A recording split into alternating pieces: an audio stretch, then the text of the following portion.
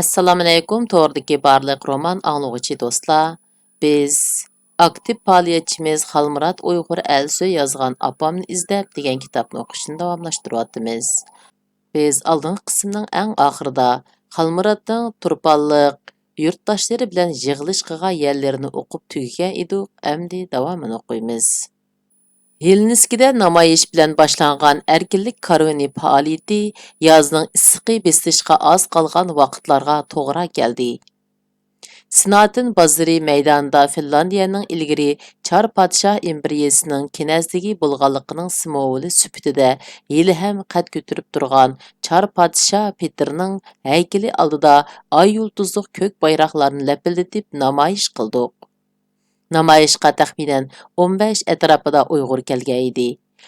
Namoyishni bosh bo'lib o'rinlashtiruvchi akimiz Finlandiyada uzundan buyon siyosiy va jamiyatchilik ishlarini qilib kelgan akimiz edi. Uning oqargan sochlari, charchagan chiroyidan akimizning ishini har qanday biri amaliyotdan yuqori mo'ljarlab oladi. Hojim aka, hikoyalarni aytib Hacım aka, hikayelerini aytib bergen bolsılar, men kitabımga qısturgan bolsam, dedim Finlandiya cemaati içide men en hürmet qıldıgan bu millet süyer vatan aşıqıdın. Aq seriq kelgen, yıllarning qismetleri charchatgan bu yosh, ammo pishqadamlardan bo'lib qolgan kishi ko'zlarini bir qancha sekund qisib turib, beshiga kelganlarni eslab olgandan keyin so'zini davom qildi. O'rta Osiyo yangi mustaqil bo'lganda shu yerlarga chiqqan edim. U yerlarda savdo qilay deb o'ylagan edim. Savdomu qilgan edim. Keyin O'zbekistonda yo'qolgan sabablar bilan tutilib, topgan targinimning hammasini yo'qotib, turmaga kirib qoldim. U yerdan bir amallar bilan qutulib chiqqandan keyin Turkmanistonga qochdim. Pul bersila mashina bilan O'zbekistondan chiqib qo'ydi ekan. Shu yerda Uyg'ur mahallasi bor ekan. Qarasangiz vatanga o'xshaydi. Endi mush yerda qolsam bo'lg'idek, vatanda yashagandekman deb shu yerda qolmoqchi bo'ldim. Bir akimiz bishimni o'ngshab qo'ymoqchi bo'ldi. Aplashmidi. U yerdan qochishga majbur bo'ldim. Eronga kirdim.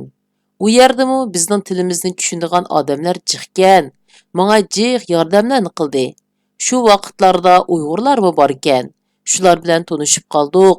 Savdo qildim. Yanchuqimni chingdashga tirishdim.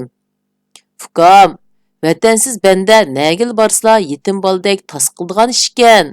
Shuning bilan Turkiyaga chiqib ketdim. Turkiyada xeyli obda yashadim. Ammo o vaqtlarda Turkiya Uyg'urlarga iqomat bermaydi. Shu qarnupus bo'lib yashadik. Shu vaqtlardami Turkiya orqali Yevropaga qochdi ekan-to'q. Men shundaqlar bilan tanishib qoldim. Kema bilan Yunonistonga, ya'ni Gretsiya qochdik.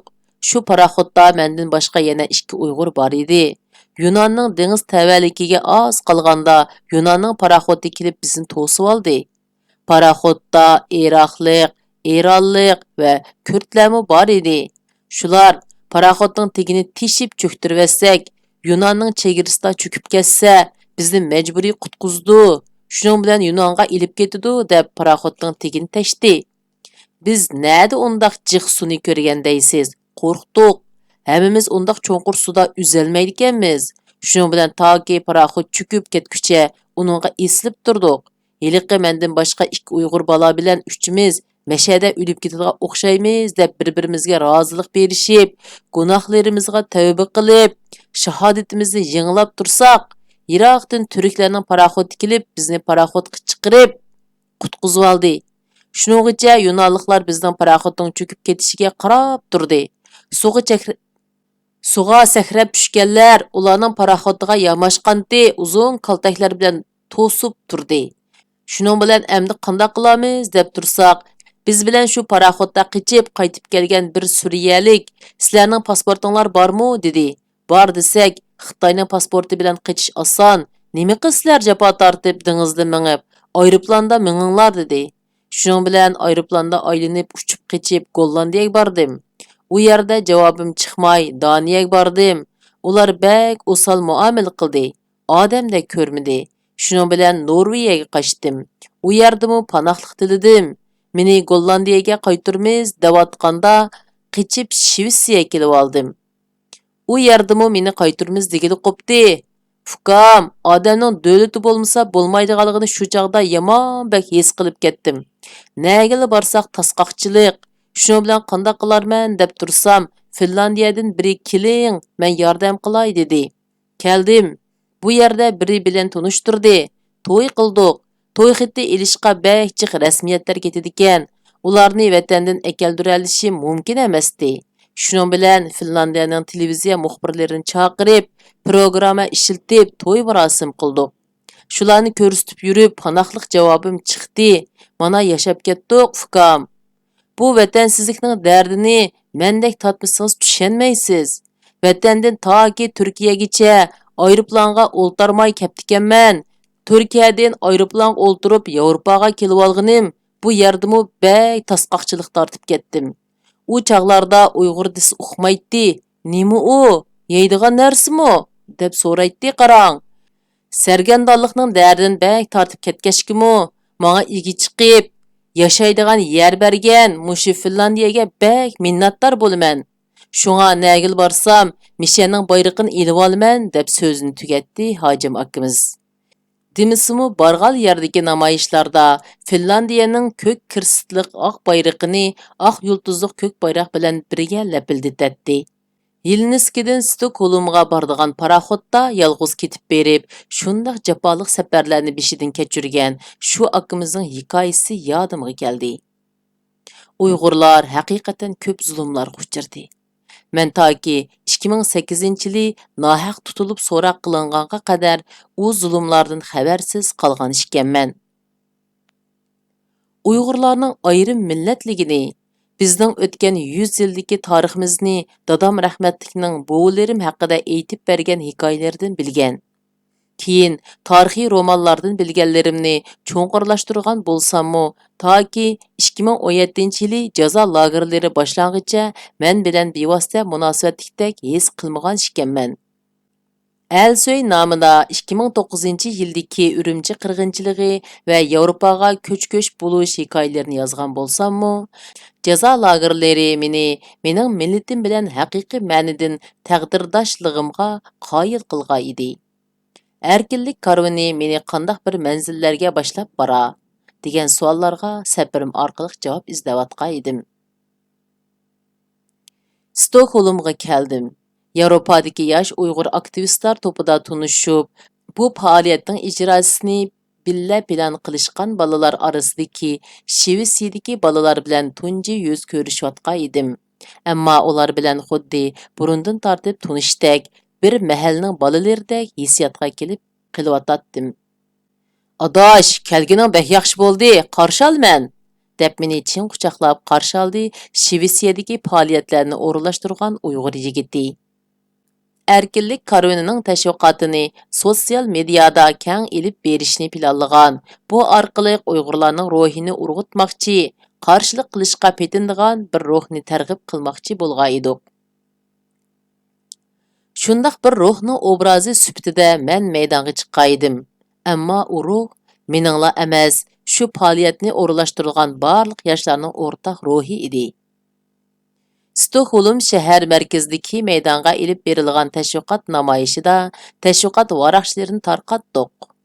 Oldimizga kelganlarga Uyg'urlarning hozirgi ahvolini anglatdik. Qo'limda Finlandiyaning bayrog'ini ko'tarib olgan edim. Chunki men Finlandiya vatandoshi, o'zimni Finlandiyalik deb e'tirof qilgan biri edim. Sen nimishqa bizning bayroqni ko'tarib olding? deb so'radi chiroylarini o'zi xolamaydigan bir narsani yeb olgandek purishtirib kelgan bir finlandiyalik ayol. Uning bo'yniga esib olgan finlandiyalik irqchilarning simovolidan uning oqtanlik bo'lmagan barliq kishilarni finlandiyalik emas deb qaraydigan irqchilarning biri ekanligini jazm qildim. Chunki bu mening bayrog'im, men finlandiyalik, deb javob berdim fincha. Uning chiroylari tixmi purlashib ketdi. Xuddi og'ziga ko'ngli tatmaydigan narsani silib olgan birining uni tükürib bo'lgandan keyin og'zini chayqagunicha texmi bek ko'ngli xolamaydigan birsini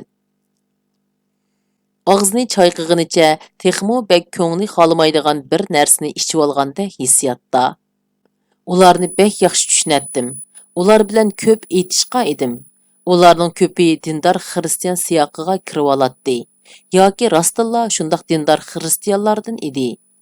Ota-anamning ahvolini tunishtirg'ach, Uyg'urlar va qozoqlarning beshiga kelgan kulfatlarni angtish uchun Finlandiyada siyosiy va ijtimoiy sorunlardan sirt diniy sorunlarga ko'p borgan. Luteranlarning, Firilarning, Pantakustlarning, hatto Ortodoklarning cherkovlariga berib so'zlab baqqaydim. Shundaq diniy jamoatlarning orasida oshqon eriqchilar bilan uchrashgan, ular bilan munozirlashgan, hatto ularning diniy kitobidagi so'zlari orqali raddiya berib, o'g'isini qaynatqaydim.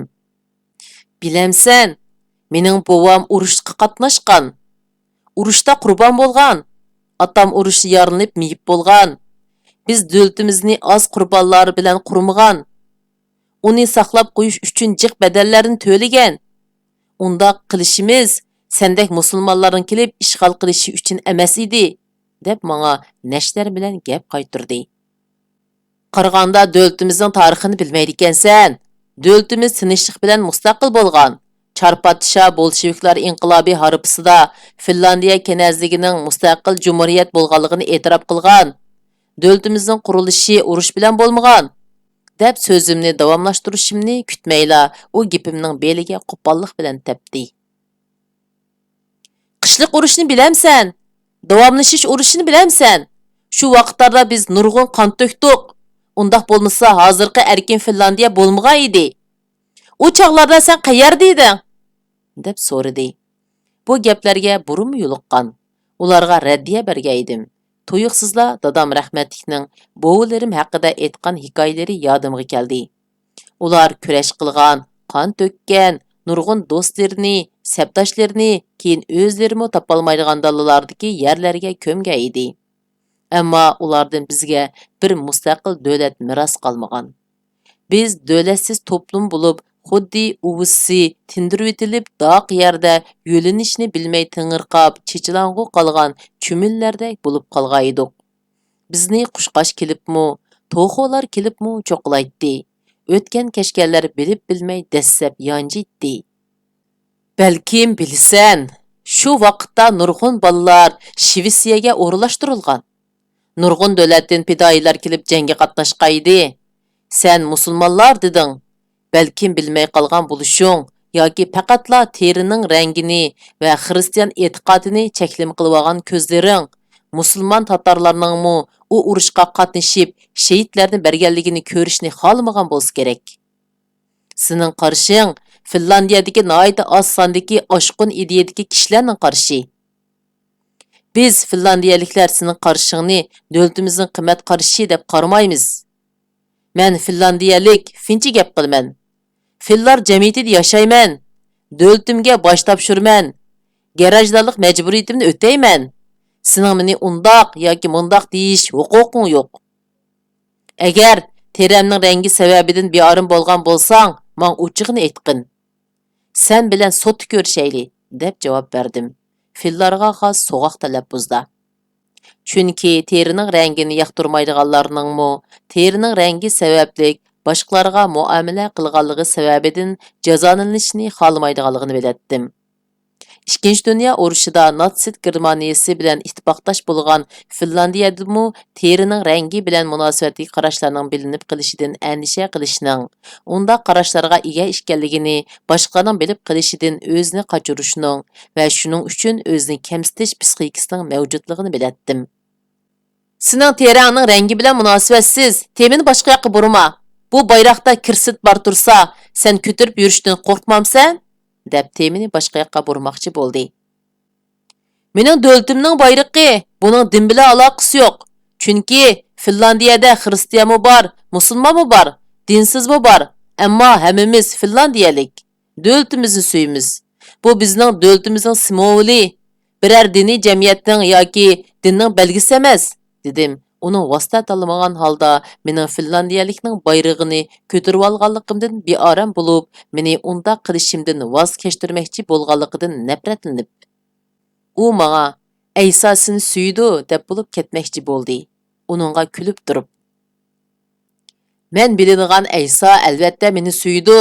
Ammo yaxshi samariylik bo'lolmaydigan yolg'on әгәш kuchlarni so'ymaydi. Yodingda bo'lsin. U shunday va'da qilgan.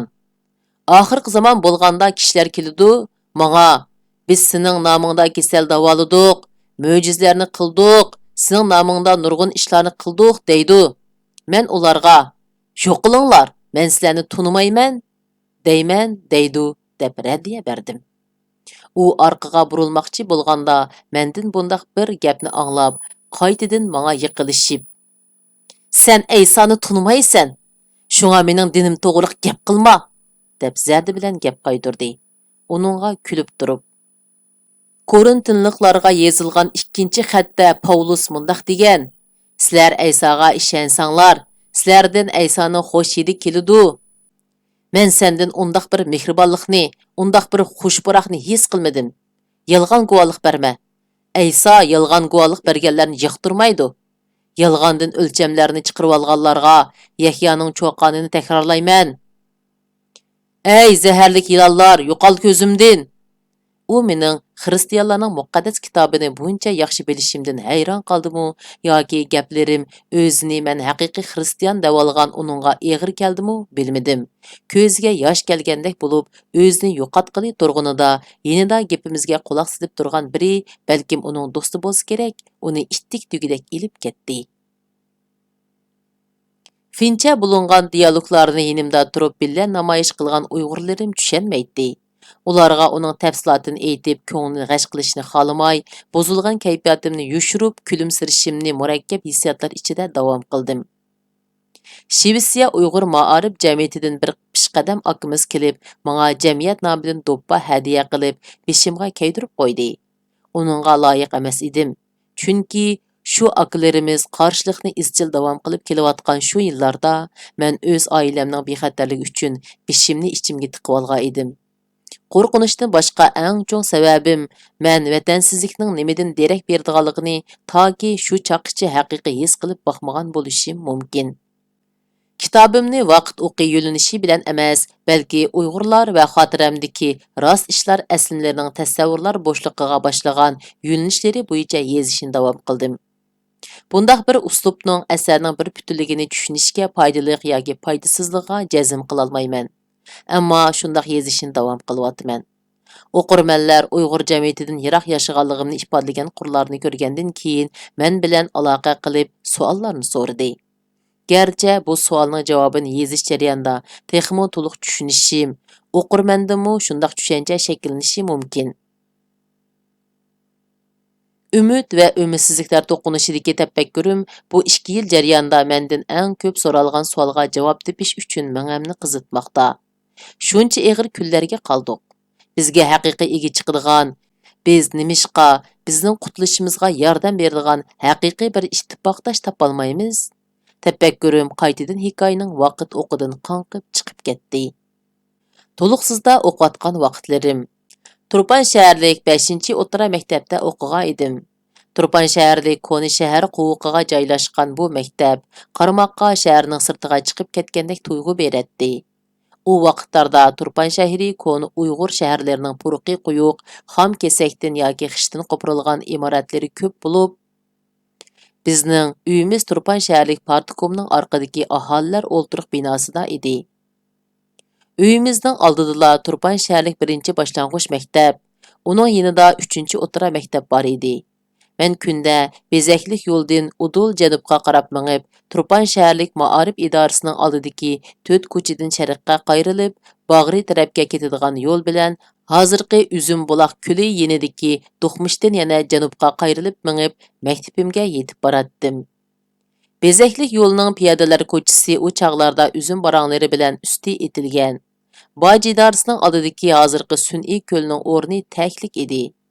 Bag'ridan Koni shahar sharqiy quvuqiga mangdigan yo'lning 2 yiqi oq teraklik bo'lib, yo'l asfalti chechilmagan sheg'il yo'l edi. U yo'ldan janubga mangsa mening maktabimga, shimolga qarab mangsa Bag'riga borg'ili bo'ladi. Bag'ri qabristonligi Abduxoliq Uyg'urning asli qabrisi joylashgan zaratkorlik edi. Yoshlik vaqtlarim atam bilan apam yangidan yarashib olgan. Men 90dan Turpanga qaytib kelgan vaqtlarim edi. Bizning uy Turpan 2-14 mehmonxona, ya'ni keyingi Bo'ston mehmonxonasi yeniga joylashgan bo'lg'achqa, uydan chiqsamla seriq choch, ko'k ko'zlarni ko'ratdim. Shu chaqlarda atam əslidəki Turpan viloyatlik ma'muriy mahkamada ishlaydi. Doim sirtlarda bo'ladi. Apam Turpan gazetida muxbirlik qiladi. Haftada qancha kun uyda yolg'iz qoldiganligim yodimda yo'q. Cho'ng Nəvra akamning Turpan 2-chi mehmonxonasi moliya bo'limining direktorlik o'rnidan jiq foyda olgaydim. U menga bek amroq edi. 2018-yili shu akam operatsiyadan chiqibla tugab ketdi. Onun karvatda ingrab yotgan videosini mening Facebook va Twitterimdan topa olasiz. Shu aka menga mehmonxona oshxonasining tomoq beltini beradi. Mehmonxona orqa eshigidagi qo'g'dug'uchi xodimlarmi meni tunuydi. Balkim shu vaqtlarda u yerga erkin kirib chiqib yuradigan sanoqliqla odamlarning biri bo'lsam kerak. Oraga yodimda qolgan tarixiy voqealikdan birini qisib qo'yg'im keldi. Ayni yillari Jangzimin Turpanni ziyorat qilganda shu mehmonxonaga tushgan edi. Shaharlik planliq tug'ut idorasining aholilar binosidan ikkinchi mehmonxonaning ichini ko'rgil bo'ladi. Jangzimin Turpanga kelgan vaqtda shu binoni harbiylar qurshab, uyma-uy tekshirgan. Odamlarni opirib so'roq qilgan edi. Bilishimcha, biri shu binoning ustidan durbun bilan Jangzimin tushgan mehmonxonani kuzatganmish. Maktabga atdigan boratdim. Tushlik dam ilish vaqtida shu mehmonxona oshxonasida tomoq yeydim. Ondan yana maktabga qaytib ketdim. Shundaq bir ish bo'lgan edi. Bir kuni butun chet elliklar to'lgan zalda bir ustaldagi bo'sh o'ringa kelib o'ltirdim. 6 kishilik yoki 4 kishilik 4 chasa ustallar qolmag'achqa, u kuni 10 kishilik yumaloq ustalda o'ltirdim. Amdila tomoqni yeyishga boshlaganimda mulozimachilik qilgan akash kelib, "Ukam, mallarga o'rin qolmabdi. Seni av yerga yutkab qo'yaymi?" deb so'rdi. Uning savoliga javob bermasdilla, ustal yonida uning orqadan egishib kelgan chet elliklardan biri Uyg'urcha. "Bo'ldi, billa o'ltirib yeyli. Bizmi lag'may yeymiz" deb uning meni qo'pqizib etishini to'sdi. Uning Uyg'urcha gap qilganidan hayron qolgaydim. Chunki bu ajnabilarning Uyg'urcha gap qilishini hech qachon o'ylab boqmagan edim. U men tunishgan va fikr almashtirgan tunji chet ellik edi. U kishi Turpanni, Uyg'urlarni yaxshi biladi. Ular bilan birga Karizga bordik. U vaqtlarda Yangi shahar sharqiy quvuqiga joylashgan Kariz muzeyi rasmiy sayligoh darajasida yasalmagan edi. Turpan munoriga, Ostonaga, Yorg'ulga, Tuyuqqa va Bezaklikka bordik. Ularning guruhisida bir qancha kishining Uyg'urchani asla bildiganligini shu jarayonda bildim. Ular Amerikalik edi. Hozir tasavvur qilishimcha, ular Amerikalik din tarqatquchilar bo'lishi mumkin. Chunki ular Yorg'ulga borganda bir-birining qo'lini tutishib, chambar bo'lib, beshini tuvan sangiltib turib, ko'zlarini yumgan holda bir narsalarni deganligi. Arada iliqi Uyg'urchasi yaxshi odamning Uyg'urcha "Xudoyim" deb turib duo qilganligi yodimda qopti. Shu qitimliq sayohat jarayonida va uningdan keyingi bir qancha qitimliq uchrashishlar jarayonida shu kishidan Uyg'urlarga, chet elga va chet elliklarning bizni qandoq tunishiga oid mazmunlarni ko'p so'zlashgan edik. Albatta, shu jarayonda u menga o'z dini haqidami so'zlashga ulgurgan edi. Oilamning ta'siri bo'lsa kerak, u vaqtlarda dinga bek qiziqmaydim.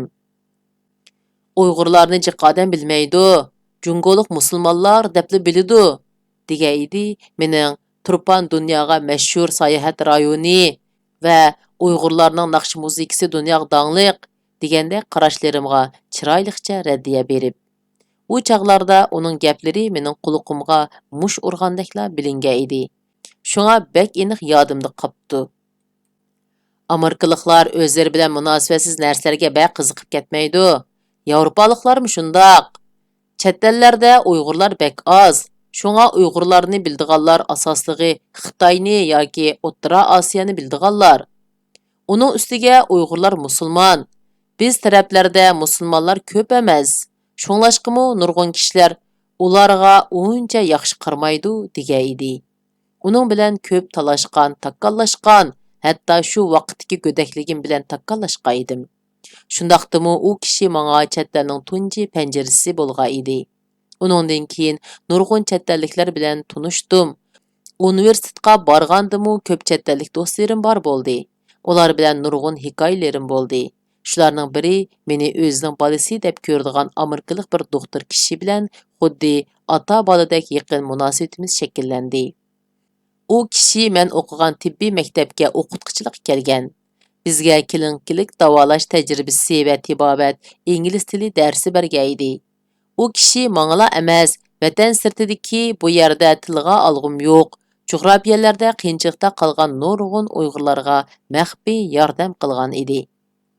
U kishi umr bo'yi to'y qilmagan, Xitoyda uzun yil turgan bo'lib, Amerikadagi cho'ng diniy jamoatlar bilan munosabatlik va hozir xeyli muhim o'ringa ega odam edi. 2019-yili yil beshida Amerikaning Teksas shtatiga berib, u kishi bilan ko'rishib, ma'lum yerda qopsilib qolgan Uyg'urlarga uning munosabat doirasi bilan yordamga erishmoqchi bo'ldim. Qiyirganligini chandurishga joyillik qilib, dumchiyib qolgan qaddini dast tutishga tirishgan holda meni boshlab Dallasdagi va atrofdagi yerlardagi men ismini atayolmaydigan yerlarga opirib kishilar bilan ko'rishtirdi. Uyg'urlarning hozirgi ahvolini yaxshi bilamiz. Sen degan ahvollardan mening xabarim bor.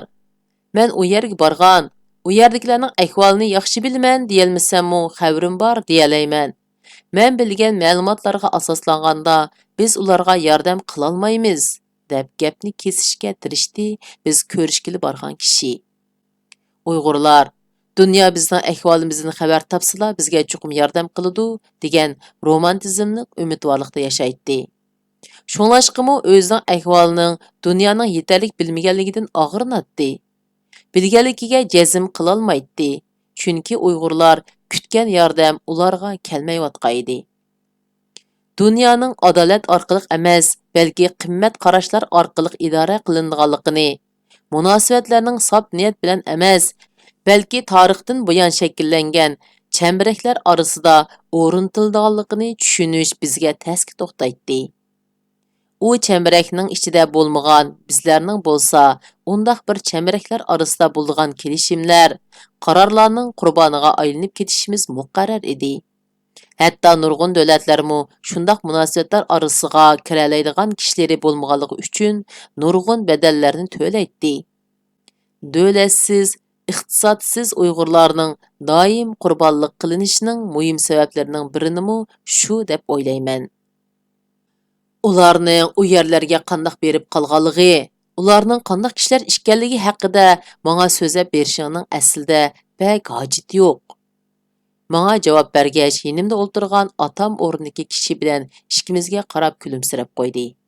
Uning chiroy ifodasi, gap qilishdagi mag'rurlik, maqtanish ichidan chiqib turgan kamtarlik, mug'ambarligi ichidan chiqib turgan samimiyatidan gangirga edim.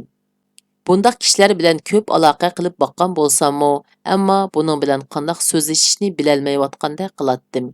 Chunki men so'zlayotgan tema haqida uning biladigan narsalari mendan ko'p. U yerning ahvolini u mendan yaxshi biladi. U meni boshlab borgan kishining hurmati uchun biz bilan billa yarim kunni birga o'tkazgan bo'ldi. Bizni mehmon qilib, ishimizni tutkizib bergandan keyin kechda bizni yo'lga silib qo'ydi. Shunday qilib, bu qitimliq kitob o'qishimiz mush yergacha bo'ldi. Davomini kelgan qitim o'qiymiz. Xayr xo'sh, Alloh omonat.